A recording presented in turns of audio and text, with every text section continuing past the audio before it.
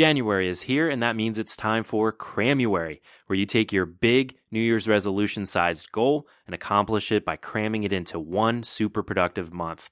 It is possible. But even if you plan to do your Cramuary goal in a different month this year, you can still be a part of my Cramuary by becoming a patron. I'm expanding upon 24 subjects that don't quite fit into the upcoming Your Creative Push book and offering those pieces of writing to you, my patrons. Not just to hopefully inspire you, but also to get your feedback and direction for upcoming YCP short episodes, the YouTube channel, and further content. Head to yourcreativepush.com/Patreon to support the show and to be a part of the upcoming, much more interactive Patreon experience. And thank you so much for your support. Your Creative Push, episode 322. All artists you see, they didn't have some kind of linear progression of success. They failed a lot. I failed a lot.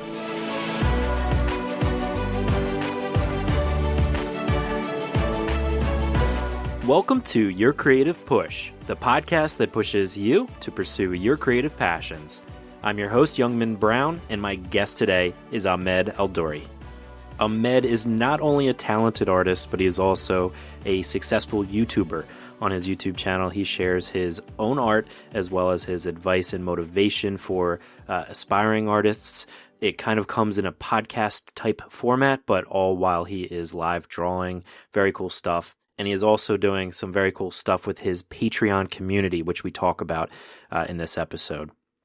Ahmed talks about how he realized that art was an obsession for him and how he wished that he did not take the safe path.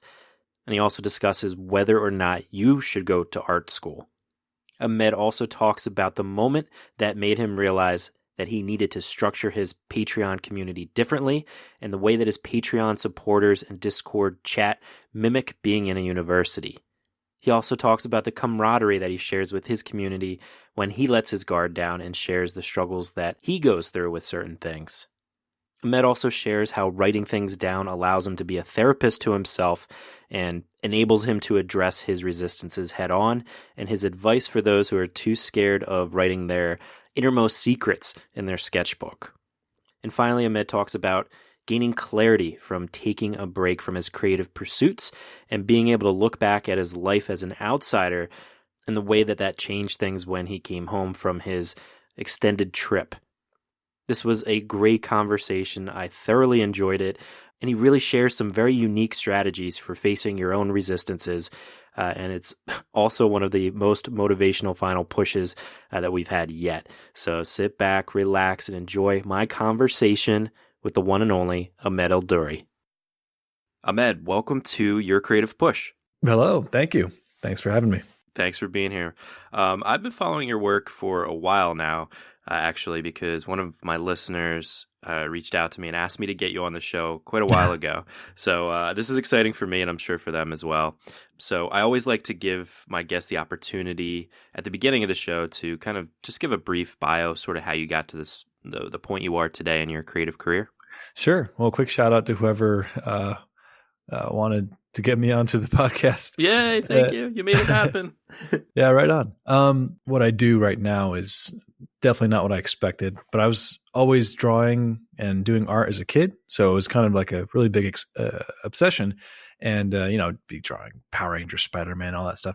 Anyway, abridged version is I first didn't know that there was any such thing as a lucrative career in art. So I went to computer science engineering at first.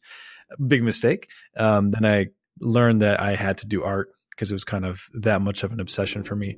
So I went to schools, various different schools, started off in community college, eventually went to my dream school out in California, Art Center College of Design.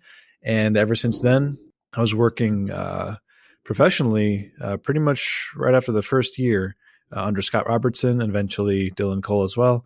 And ever since then, I've kind of had a trajectory towards creative work, well, ever since. But after working in different studios, I decided I didn't want to work for anyone anymore, which is why I started a YouTube channel, as well as building followers on Instagram. And ever since then, I just found a way to get funds through Patreon and all this stuff to sort of fund my career goals going forward. So that's where I am now. Yeah. And why would you say it was a mistake going to school for computer science? Well, I went to school for computer science too, and it was a big Yeah. mistake for me as well. Right, So right. I'm kind of Because selfishly asking. so it was a mistake for me because yeah, sure I would have classes, but I would just stop going and I would go home and paint and draw instead, which was a pretty big indication that I had to do art. And I was just very, very sad and depressed that I wasn't. So I should have done research ahead of time of what the potential possibilities were for art instead of doing the safe thing of going to engineering school because, it was in front of me. So yeah, it was just not a good idea. I should have done more research and planned out ahead instead of following what everyone else is doing. Right. Instead of following what everybody else is doing or what everybody's kind of telling you to do. I think it's Yeah. our system's kind of weird because I think we ask too much of people when they're too young as far as like what they want to do for the rest of their lives. And it's such like a pressure to put on such young people that don't have that kind of life experience or haven't Yeah. maybe failed at certain things or learned to trust their intuition like you have to see what's like really important to them. It works for some people, I think, to have like something laid out for them. But I think for creative people, we temperamentally tend not to like to be put in a box and say, hey, follow these things. You're going to do this for the rest of your life. Like, no, thanks. Right. No, thank you. Yeah. But some people like it. So yeah. Yeah, some people like it. And then some people also go down that path their whole life, kind of not trusting their intuition maybe as much as you. Oh, yeah. And then kind of really getting deep into the whole river of life, as I like to call it. Sure. And they realize that they're doing something that they hate and they're 40 or even younger, 30 or older, 50. And they're like, wow, I just completely wasted all this time that I could have devoted to going towards my dreams. I truly believe it's never too late. So I do too. Yeah. Cheers to that. Coffee cheers. Coffee cheers. Yeah. I got my coffee right in front of me. Me too. It's a necessary fuel. Mm-hmm. Well, so that kind of intuition that told you, computer science isn't right, and I have to be skipping class even to be painting. It seems like that has kind of stuck with you even through your teaching and your different gigs that you've kind of picked up, and then kind of led you to the path you're on now with the whole Patreon thing that you have going on, which is really unique and I want to get into. But am I accurate in that assessment? You kind of started on a path and then it kind of guided you towards the exact right path for you? Oh, yeah. I mean, it was like, imagine going through this fog and like you go into this forest of like, oh, I know this isn't it because it doesn't feel right. For example, the engineering thing. Let's go towards this area that feels like it's art now. And then once you're there, you're stumbling into different areas of that until you find the part that's resonating with you most. And in this case, it was like, I didn't feel like certain gigs were for me. Other people loved those things, but I did not. And it was just navigating. And I guess you're right. I didn't really look at it that way, where from the very start, it was this mentality of wanting to do my own thing or something. But yeah, I'd say you're at it. You hit the nail on the head with that. Yeah. Cool. And also before we get into the Patreon thing, since we're talking about school, you also had one of your medcasts, which are really cool. It's like a podcast, but you get to watch you doing kind of sped up art, which I love. It's like, it puts me in such a trance. Thanks, man. But you had an extended discussion about whether or not people should go to art school. So I was wondering if you could maybe talk about that a little bit. So I guess maybe 10 years ago, art school is such a really ideal thing, especially since the internet hasn't really ramped up yet at that point for education. But now I still stand strong to say that it's not necessary.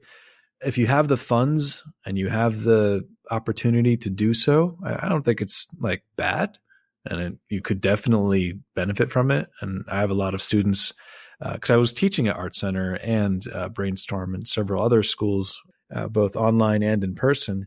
And, they're benefiting. But as I look at it from the teacher's perspective and having been a student at the same school, there's so many other options now if you were to pursue the things that the schools offer. Now, regarding what I'm referring to, concept art or concept design or illustration, there are so many more options to cultivate that education or information than just art school, whether it's learning online through YouTube, Patreon, Gumroad, Schoolism, which is Bobby Chu's school online. Yeah, shout out Bobby Chu. Yeah. Or if you want something in person, and you don't necessarily have to go to a 4-year degree school like Art Center, which is extortively, is that a word? It's pretty much extortion at this point with how expensive it is. Let's go with it because I think you're right. It's like, what, $200,000 for, I mean, it's a good program, but you can get the same or better elsewhere. For example, if you're in that area, Pasadena, California, there's schools like Concept Design Academy, CDA, who have the same teachers teaching the same stuff. I know because I was one of the teachers there.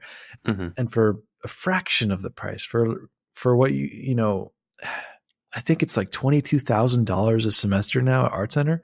And you can get a la carte style classes at Brainstorm for like it's like $800 a class. And so I don't think the whole art school system is necessary. If you're really rich and you want to do it because you want the experience of having a university college lifestyle or something, go for it. Fine. But if you are only interested in learning the content, I would suggest getting familiar with the communities of other people learning that same stuff. Take classes a la carte style. And you know, one of the best things about art school at the time was the connections you made. But now it's like you can still make those same connections with really big names and get to know other students. And eventually you'll be working with those people down the line through other means. So yeah, that's my truncated response. Right. I think for school in general, the only thing I really feel like I got out of my schooling for like I said, computer science was like my friends. Yeah. It's like you went to war with them.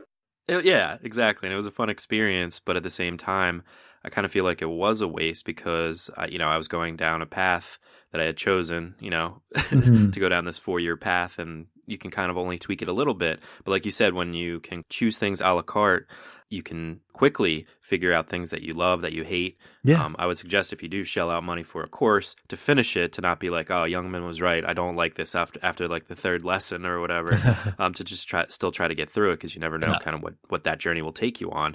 But still, you can pick and choose a lot more kind of liberally. Right on. Yeah. And regarding the field that I'm talking about, if you just go to like brainstormschool.com, I think, or whatever their website is, you could see all the classes that they have. And just by seeing the classes, it sort of lays out a potential map of what you might need. And it's like, you might not know what you need, but it's all there. So, yeah. Okay. Well, let's get into your Patreon too, because I have a Patreon and we talked about Patreon a lot on the podcast with different guests, but you're doing something I think awesome with Patreon. It's like you're kind of building a community out of your Patreon. Yeah. And it's not like, here's some stuff I'm giving you for different like dollar levels or donation levels. It's like, here, I'm giving you stuff, but we all get to kind of do this stuff together as like this like group sort of project, which I think is awesome. And I think it's obviously been a success for you. So could you talk about your Patreon and kind of your plans with it and how it's been going? Right. So initially I was under the impression that if I was to do some kind of Patreon or crowdfunding kind of thing, it would be, okay, here's my painting and here's the process video. Here you go. Like, and you get that once a month. But there was something, I just felt that I had something else to offer, something that's, I don't know, actually useful. And at the time I was teaching at Art Center already. And while I was trying to figure it all out, I remember I was really frustrated and lost. Like, I don't know what to do with this Patreon thing. I know I want to do it because I want to be independent. And one of my students at the time wanted to meet with me because she wanted a portfolio review. I said, okay, yeah, I got about 30 minutes. Meet me at this place and let me take a look at your stuff. And as I was there, I was kind of giving her critique and checking it out and kind of seeing what the potential is for her. And then at the end, she asked for a quick demo. I was like, okay, sure, let me do this and that. And then I was like, okay, yeah, I gotta go. Thanks for reaching out. I'll see you next time. Good luck. She's like, wait. I'm like, yeah, what's up? Like, could you like, I don't know, like, could you like give me some kind of assignment? And then that's when it hit me. Like, that's what people are asking for. It's kind of what they need. I'm like, thank you. She's like, huh? Like, don't worry about it. Yeah, I'll give you an assignment. So I kind of just mapped out what I thought she needed to work on and told her, do this many of that, figure this out. And however many pages that would take. And you don't have to show it to me, but this is what you need to do. And so what I decided for my Patreon is I would have some kind of structured lesson system where I'm doing my own project. So you can see the recording of my, let's say, painting themed around, in this case, I'm focusing on cyberpunk as a theme. You could see that, but also I'm going to provide an actual lecture and lesson followed up with assignments that each person does on their own. And I have it separated for like beginners and advanced. So if you're a beginner, don't worry about the big stuff. Just start with this, do this many pages of that, try to understand what composition does here. And then if you're advanced, do this and that, find these colors, design this, etc. Now, when it comes to a community, what I didn't expect was how powerful Discord was. I don't know if you're familiar with Discord, but yeah, we got it for the podcast now too. Right on. And so that was new to me, but we developed a pretty active community on there. Unfortunately, sometimes I spend too much time just hanging out with people on there. It can definitely suck you in. Then it degenerates into memes, but every once in a while, I kind of kick it into gear. Be like, okay, hey, so we got to focus. Let's do a 1 hour study, blah, blah, blah, blah. And it's all kind of random, but it's a place where it's been a year now. Now we're just regulars. We all know each other and new people come in all the time. But there's different channels like resources or podcasts or and there's even a channel for sharing pet photos of your pets. So it's like, it's really fun. It's as if you have a class. I'm not a class, but like a school. And so it's kind of replicating that experience of having gone to war with your friends, in this case, art school. But instead it's like, oh, yeah, I remember the first 2 years of being on that Discord. Yeah, there were these things. And I remember when I did my assignment, things like that. So that's kind of a description of what's going on with my Patreon. That's cool, man. Has that opened you up, like you were saying in your intro, put you on the exact path that you think you need to be on now, like giving you the freedom to be able to, say, travel or not have to be like kind of bogged down by classes? Right. It definitely gave me freedom, and it was the very thing I was chasing. It was like, I wanted to be so free that at any given moment I could go travel somewhere. And that's sort of what I did. Once I launched the Patreon after a month or two, I kind of got rid of everything, sold everything in LA, got sick of California. So I just started driving across the States for a couple months. Then I eventually traveled around Asia. But yeah, I think it definitely freed up that for me. However, I don't think it's the trajectory that I will stay on. While Patreon is running really strong right now, I don't see myself continuing with the same stuff. Like I have other kind of potential endeavors that I want to pursue, if not at least try when it comes to IP development and perhaps like consultation, something like that. But there's a lot that I want to do that's sort of extracurricular as opposed to just the Patreon routine every month or so. So while it is definitely the dream and I'm super grateful, there's still more that, and that's going to be the case for any artist. There's always going to be that more, the thing that you keep chasing. It's like a carrot on a stick. And it's just a different carrot every time. Right. The goalposts keep moving. Yeah. Goddamn. It's so sick. Yeah. And do you think that like it's such a success and that people are kind of so happy to be a part of that Patreon community because of just like that student, because of like kind of the constraints or the direction that you put them on is sort of like kind of a sigh of relief as opposed to having this like blank canvas or not knowing what direction to go next or not having a professor to tell them, okay, do this assignment now? Yeah, I think part of it, I think it's a couple of factors. Like, because what people kind of want is for somebody who's been there where, let's say there's an artist you look up to, you kind of want that person to lay out a map and say, okay, well, go here, go there, do this, do that. And then it's a sense of reassurance. I don't think it's entirely a good idea to lay out a full map. I think a lot of things have to be learned on this on their own. But yeah, it's definitely a sense of comfort and reassurance that, hey, this person worked at ArenaNet, and I've done a couple of movie VFX gigs, and so I kind of know things, and it's reassuring to them when I do say, hey, here's the assignment, because I know this was helpful for me when I was in this one scenario on this job, etc. The other part of why I think it's working so well is the vibes of the community. Not just the community, but the content that I try to provide. There's a lot of, I guess, if I was to approach it in a more rigid way and say, hey, this is what you need to learn, study this, go read that and draw that. That's one thing. But what I like to do is kind of be honest with everything and just let my personality kind of bleed into it and say, hey, what's up? Oh, yeah. Okay. I hate doing this kind of stuff because I always hated drawing hands, but we're going to do it. I'm going to try to figure this out with you guys. So it's more of like hey, I'm on this journey and I'm trying to learn more. Why don't you join with me? That kind of thing. So I think that's a major factor in it. Friendliness, I guess. Yeah. It can give them a sigh of relief to be like, oh, sweet. This is something, hands are something that is troublesome for other people too. Right. Like, I'm not the only one who's struggling with this. All right, we're in this battle together. Let's do it. Yeah. Are there other like kind of emotional resistances maybe that you've gone through in your art career or your life that maybe you instill onto them as well? Yeah. And I think that was probably the biggest thing for me in the last few years.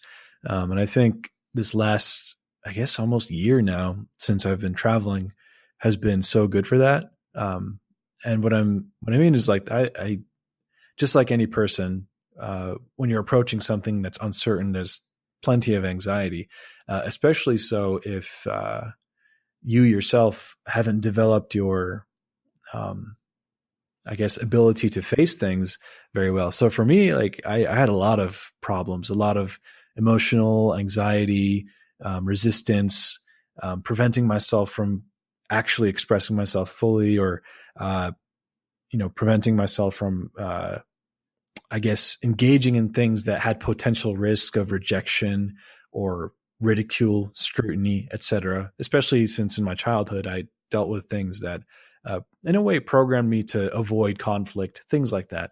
And so in the last few years, actually, I've been addressing each and every resistance that I came across. So if I found that I wasn't doing something that I really wanted to, despite having the goal to do it, I would write down why it was happening and what was happening. And I would sort of kind of play a therapist.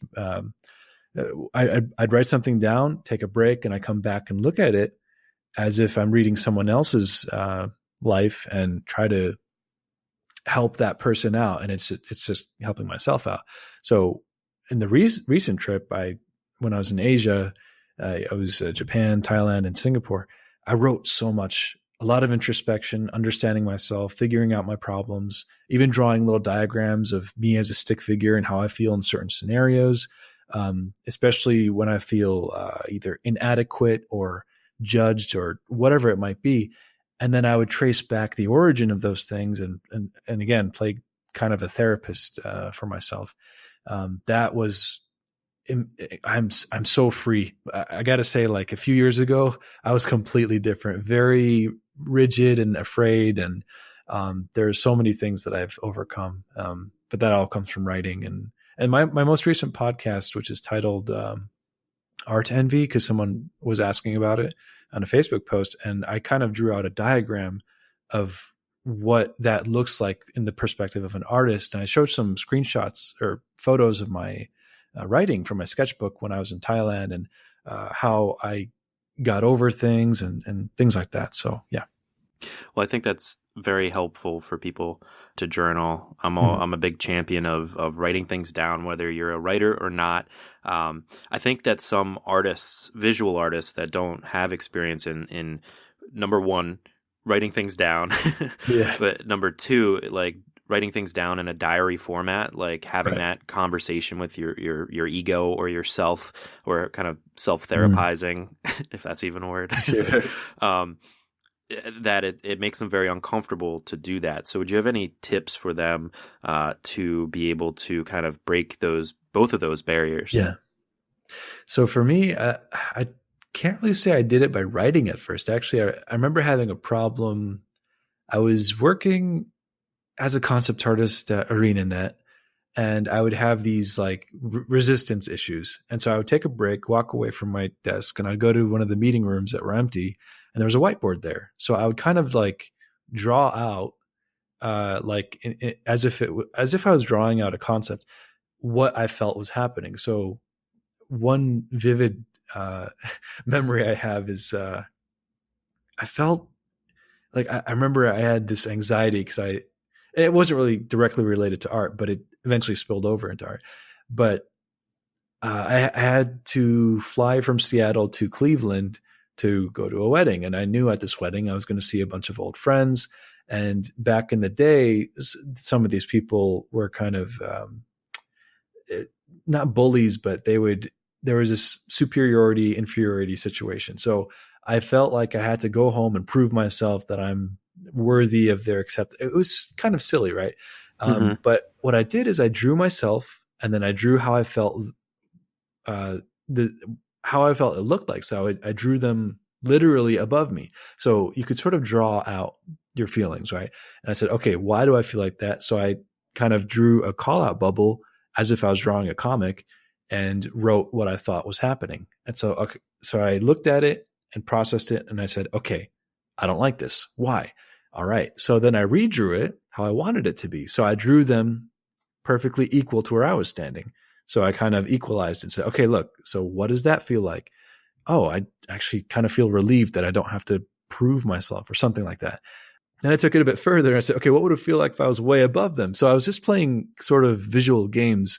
But if you don't have experience with writing your thoughts out, try drawing them out or using stick figures and maybe little diagrams. And just the best thing I can say is to be willing to be completely honest with yourself, and don't feel ashamed for not being perfect. So like, don't think that when you write something out about yourself that you're supposed to appear as if you're flawless. Like look at your flaws head on, whether it's your flaws in your productivity and your expression, or maybe one of your flaws is you don't feel like you'll ever make it, or whatever it might be.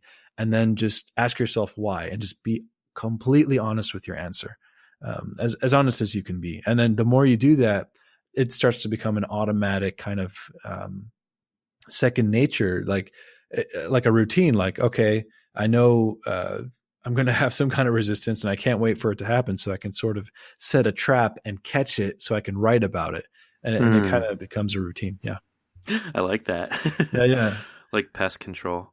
Exactly. Because that's what the negative thoughts are. They're going to come. So you might as well set a trap and be like, okay, here they are. Cool. I'll just write about them. Well, it's so interesting too, because for me, when I'm journaling, and it sounds like for you, like specifically with that experience, it can very quickly change the way you look at things, and very quickly make you realize maybe a psychological problem or a resistance that you haven't let come to the surface or actually like quantified your entire life. Yep. And then all of a sudden you can kind of put a face to it, or put words to it, or just kind of understand it and understand why it makes you feel this way, and realize how quickly you can kind of tweak that scenario. And I think that specific one that you did is one that we all face, whether it's, comparing ourselves to other artists, or comparing ourselves to our peers or anybody else. It's like so often we only look at the people that we kind of put on a pedestal, the people that we put ahead of us on our journey. And we don't even like think about the fact that we have, surpassed other people that are still sitting on the couch, or, haven't started on their journeys. We're just always, just like the goalpost is always moving, we're always just replacing the people above us with these other people. Yeah. But that's why I always like to have all guests from all different walks of life and all different steps in their careers on this podcast, because you realize that we all kind of have these same sort of issues that we need to face, and hopefully we can face them together. And a lot of it's in your blind spot, and it just takes a little bit of writing and willingness to look to overcome it. Yeah. Right. Well, with the the whole whiteboard thing, that's nice because you can just erase it. Yeah. But how about for people that are scared of maybe journaling in their sketchbook, which I know you do, Mm. um, that they're afraid that if they, open it up and do a sketchbook tour, or they die and somebody comes and looks in their sketchbook, like it reveals all their innermost secrets, especially if they're being as vulnerable as you're asking them to. How would you suggest they kind of get past that and still put it down on the page? Um, I guess what they could do is imagine the worst possible scenario. Let's say the whole world finds it and it's broadcast on every news channel and YouTube, and your whole family looks at you, and let's imagine that it's the worst case scenario. So they're trying to shame you for having human experiences. Imagine that and then be okay with it. Like if you can be okay with that, like that's one really good step towards willingness to be vulnerable. There's a really, really good graduation speech by Neil Gaiman. I don't know how to say it. Yes. And there was this line that really resonated with me regarding that. And it's like, when you're on your creative journey, I'm paraphrasing, I'm not sure if this is exactly right, but he said, when you're on your creative journey and you're expressing yourself, and the moment you start to feel like you're showing a little bit too much, the moment you start to feel like you're a little bit too naked in front of people, that's when you know you're on the right track. And eventually you have to keep going towards that direction where you're feeling like you're showing a little too much more and more. Because then you'll realize, well, when you do show your human self, other people resonate with that, because guess what? They're human too. So, but if that's actually a real fear, then I don't know, maybe write it down and scribble over it, or write in a secret code. I had this friend, she's really great back in California, and she's terrified of people seeing the things that she writes or draws. And she was slowly getting better at showing, but she invented her own language. So like she had like this whole code and ways to write her thoughts out in a completely different. So that could be a really cool way to do it. Cause then, hey, now you have a cool new language or scripts. Yeah. That is awesome. Yeah. As long as you have the key somewhere and you don't forget what different words mean. The Neil Gaiman thing is so true as well. Yeah. But that takes practice. It takes practice to, first of all, walk up to that line, to feel what that feeling feels like, and then kind of live in it for a moment. And then if you can kind of, do it a little bit, and put it out there in the world, then you've got a little bit of practice doing that, and you can go maybe a little bit further next time. It's like baby steps, getting into that spot. You don't have to bear your complete, utter, and darkest secrets right there. Right. It's exposure therapy. It's little by little. Absolutely. Well, in that vein, are there any other resistances or any other things that you can think of that you've had to face that maybe other people have not faced yet? This might be a bit specific to whether it's podcasting or YouTube or putting yourself out there to be heard. I had a lot of resistance in terms of trying to curate what I say to match what I thought people expected or wanted, which would start to, I don't know, really make it a not pleasant experience, because my brain will start making a whole list of potential reactions or comments and whatever. So to the point where I had so many different outcomes that I had to mentally analyze that I would just not do anything. And so I think it's called analysis paralysis. So I think after I realized that I was doing that too much, I just kind of said, screw it. I'm not going to curate anymore, because that's not the point. I think artistic creative expression shouldn't be filtered in such a way to meet what you assume people will be pleased by, and things like that. So that's a different kind of resistance, but yeah, that came to mind. And is that more of like before you're saying something or sharing a message, you're wondering, what people are going to think, or is that like you say the message and then you maybe don't put it up because of what people might think? No, it's more of like I need to plan ahead of what I was going to say, and I have to think about it ahead of time, and then try to project a simulation in my mind of how it's going to be received. And if it's not a safe bet, then I won't do it. Usually, if I've never really not posted something I already recorded. So Right, the work's in. yeah, it's like nah, I'm not too late. I'm too lazy anyway. Right. Well, so you've been doing the YouTube channel. I know you posted your first video like over a decade ago, Yeah. but you've been doing it strong for 3 or 4 years now, right? I've been taking a lot of breaks in the last year and a half, but yeah, Okay. maybe like 3 years. Yeah. Okay. So going for 3 or 4 years, maybe not Yeah. as strong all the time. Yeah. Oh, Um, I took like such a long break in the last year. Yeah. all right. Well, let's talk about that then. What led to that break? And then was that like a YouTube break or was that like an art break?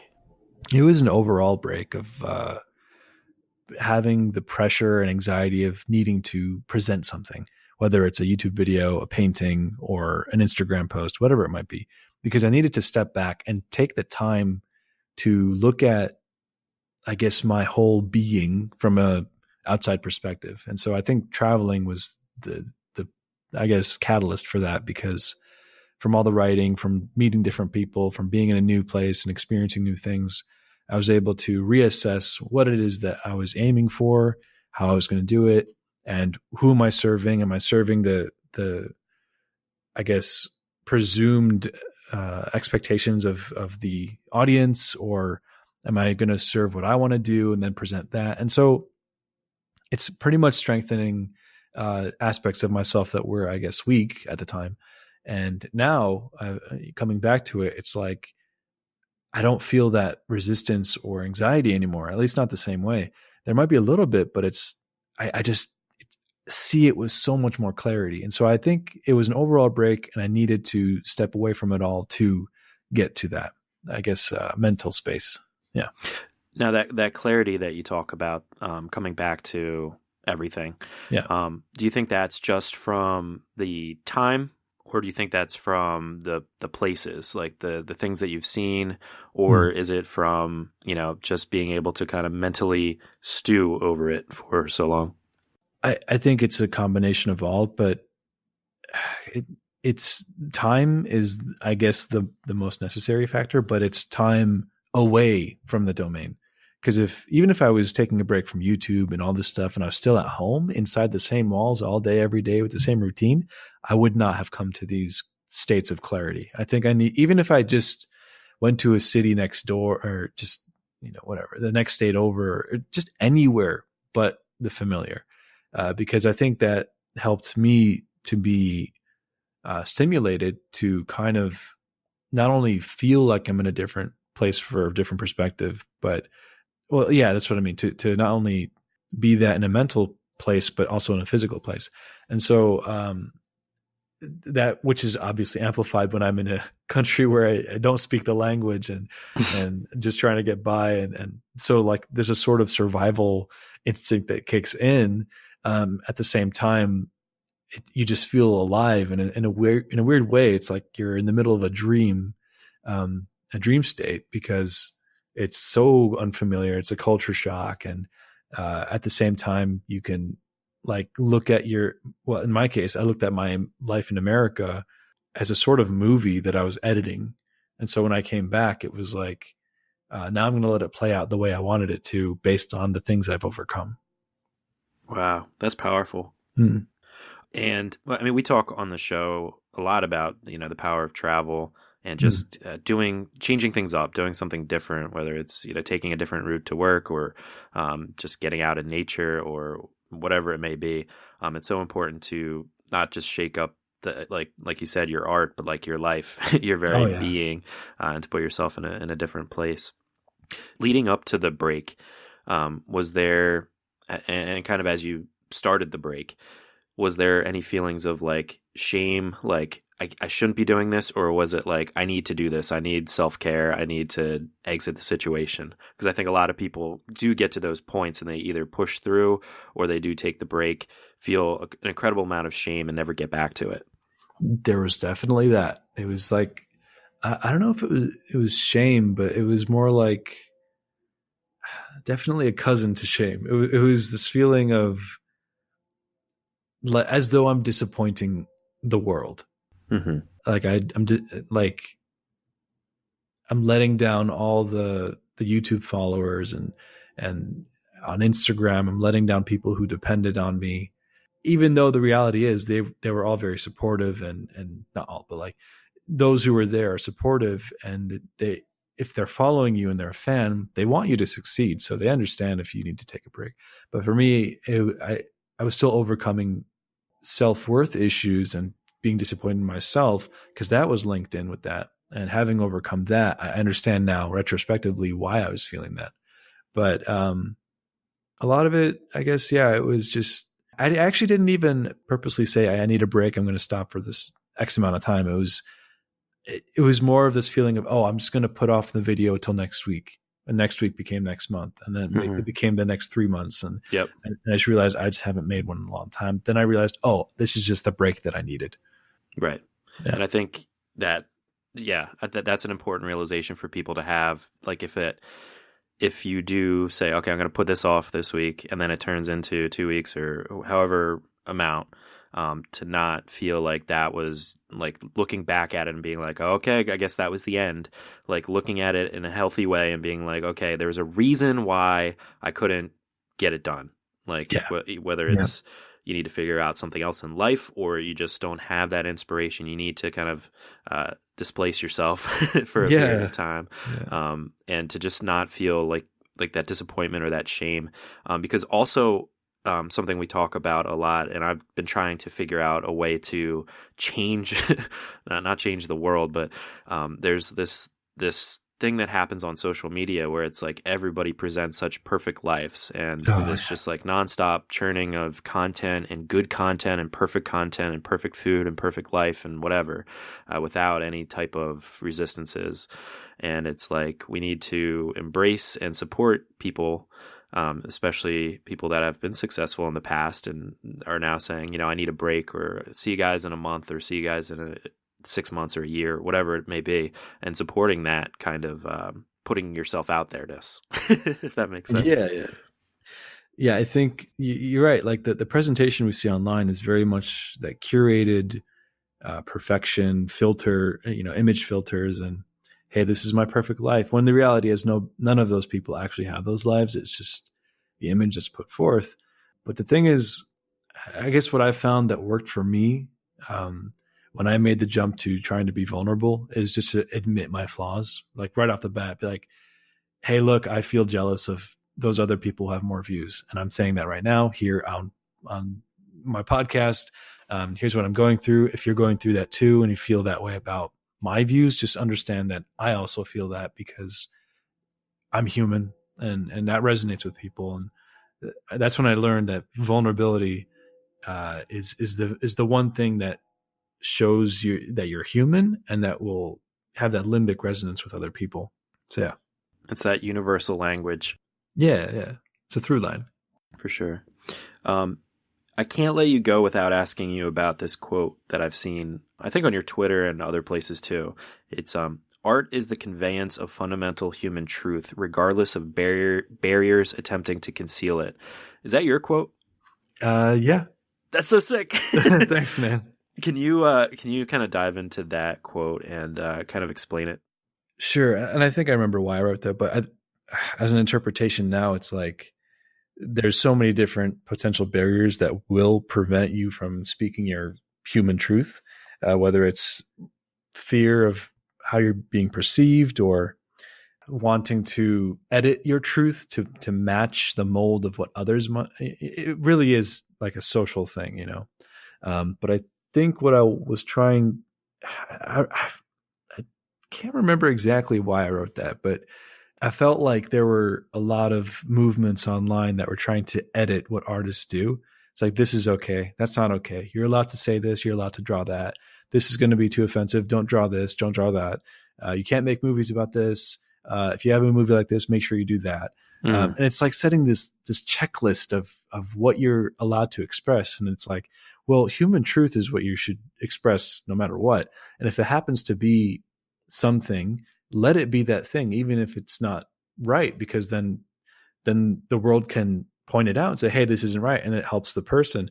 So I don't know. It was like a lot of, I don't know, I wouldn't say censorship, but like especially if you see the art communities online, whether it's Tumblr or DeviantArt, like just go to the comments section and you'll get a bit of a taste of that. So. Right. But and I think you're so right. And that's why I dig this quote so much, because I think it sometimes gets lost, the fact that art, whatever that art is, whether it's writing or visual art or music, it's all a way for us to kind of express ourselves in a way that isn't necessarily tangible. And it's also a way to push the human experience and figure out the way, figure out what this world is all about, or what we're doing here, what we should be doing, or what our purpose is, like all of these questions. And whenever you do have those kinds of barriers, whether it's from society or your parents or from your own brain, you need to push past those and to be brave to kind of get your inner voice out there, because I think that inner voice is coming from something else, you know? Yeah, it boils down to, there's a core in all of us, and that core is your truth. And the more you, I guess, lie to prevent from, basically, the more you put filters between the truth and it being expressed, for example, editing what you want to say and matching it to whatever you think is acceptable or what's expected, the more it becomes a lie. And you can, when you do that, you kind of feel this cringe, and that feels horrible. And like you were saying, like artists, creatives, musicians, authors, writers, whatever, what they do is they experience something like love or tragedy or whatever, trauma. And through the art, through the music, they let other people experience it by getting their attention and then sort of taking their heart and dragging it to that feeling. And just watch any movie. That's what they do. It's like they're saying, hey, feel this, now feel that. And then they amplify it so you feel it to a higher degree. And then it becomes your favorite song or your favorite novel or your favorite book, or, oh, this book changed my life. But it starts with that human, authentic, true expression, unfiltered. So, I mean, Freddie Mercury, need I say more, right? Absolutely. Did you see the movie? Did not yet. You didn't? Oh, it was very good. Oh, okay, good. Yeah, and he does a really good job too. Good. If you want to take a 2-hour break, everybody go see Bohemian Rhapsody. Right on. What a great place to end. I can't let you go though, Ahmed, without asking you to give us the final push. And this is where I ask you to reach through the microphone and grab the shoulder of one of the listeners that you've already really inspired today, and just give them your best final words of advice and really push them to pursue their own creative passions. Oh God. Okay. What a tall order. Okay. All right. Look, whoever's listening, I have your attention now. You might have a lot of reasons not to pursue your creative goals. Fair enough. You might say, well, it'll take too long. Other people have already done it. I'm way behind. They're ahead of me. Or you could probably generate a whole essay of excuses and reasons just to abandon it all and stay exactly the same way you are now. Maybe you don't feel reassured or confident that you could make a living off of it, or off of your creative output. Or maybe you don't think you'll be as good as someone else. Whatever it might be. Fair enough. You could use that list and justify not doing it. Fine. But if you do that, I personally promise you, and I can guarantee you, that if you give up pursuing that now to your fullest, whether it's 1 hour a day or 1 weekend at a time, I promise that later in life, you will regret not having done it. Even if it's like spending 1 day a week to get better at the trumpet. I don't know. By the time 15 years goes by, you'll have mastered it, right? And so apply that to anything else, or multiply the amount of times you practice the thing. You don't want to be the guy 15 years later, or girl, who says, yeah, I could have gotten really good if I started this 15 years ago, but I felt like it would take too long. And now here I am just wishing that I did it. So having said that, one thing you need to understand is that all artists you see, whether they're successful on a big scale, or they're your favorite artist, or they're way ahead, they didn't have some kind of linear progression of success. They failed a lot. I failed a lot. And, I burned a lot of bridges. I had a lot of very dark times of suffering and misery. And that just happens. So every artist got to where they are because of their obstacles, not their conveniences. Don't get me wrong. There's a lot of luck involved here and there, but that's no excuse or justification for anyone else to just give up. So don't compare yourself to others' success. Only compare yourself to where you were yesterday. Set mini goals, set long-term goals, find out where you want to be in 10 years and reverse engineer how you're going to get there. Go for it. Woo! Powerful, Mr. Aldoori. Woo! I like it, man. Thank you for that. That's what I wish someone told me when I was like 17. All right, we will play this at all college graduations then. Someday, yeah. All right, man. Thank you so much for sharing that. Thank you so much for sharing your journey, and like we were talking about in the episode, like for sharing some of your vulnerabilities, and that other people can do the same. I appreciate it, man. You're welcome. Thank you for having me on. Absolutely. And for everybody out there, you can find Ahmed at his website, ahmedaldoori.com. That's AhmedAldoori.com. Or you can find everything we talked about today at today's show notes page, yourcreativepush.com/Ahmed. Ahmed, thanks again, man. Thank you. Huge thank you to Ahmed for coming on the show. So many great things from this episode, but one thing I wanted to touch on very briefly for you here at the end is the idea of working on your ability to face and address each of your resistances and to look at it like a self-therapy session. We all have issues. Trust me, I have a lot of issues. But so often we use those issues as an excuse to not do our art or to not push ourselves further and to not dig deep and really be as vulnerable as possible and put our true selves out there. And I would suggest, like Ahmed did, to use your art to help you, to help you to see where you're struggling, to maybe even draw yourself in a situation that you don't like, where you're facing your resistance, and then tackle it. Figure it out, battle it out. Get your character that you just drew or wrote about, get him out of that situation, or have her deal with the anxiety or depression or fear that you've been dealing with your whole life. Put it right there in your art. Put it in your sketchbook. Nobody else has to see it. Hopefully you will decide to share it one day if it ends up helping you to get past your resistances and to move on with your life and to dig deeper. But putting it down on paper is just for you. Putting it in your sketchbook or putting it wherever, it's just for your eyes only. It's just for your heart only. It's for your brain, your conscious, whatever. It's for you to figure out what has been holding you back. Sometimes it's a painful experience, and sometimes it's something that we desperately want to keep pushing off. But be brave.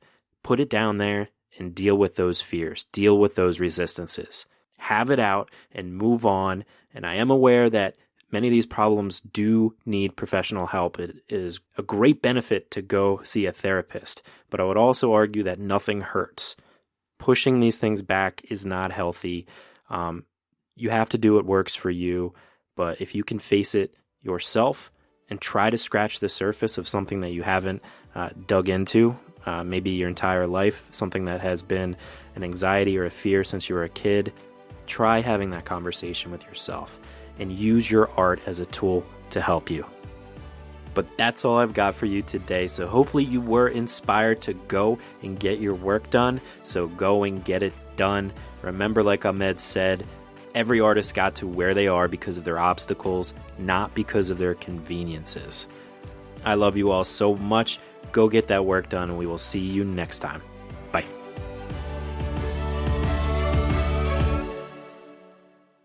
Never miss a push. Head to yourcreativepush.com/subscribe to find the easiest way for you to subscribe to the podcast.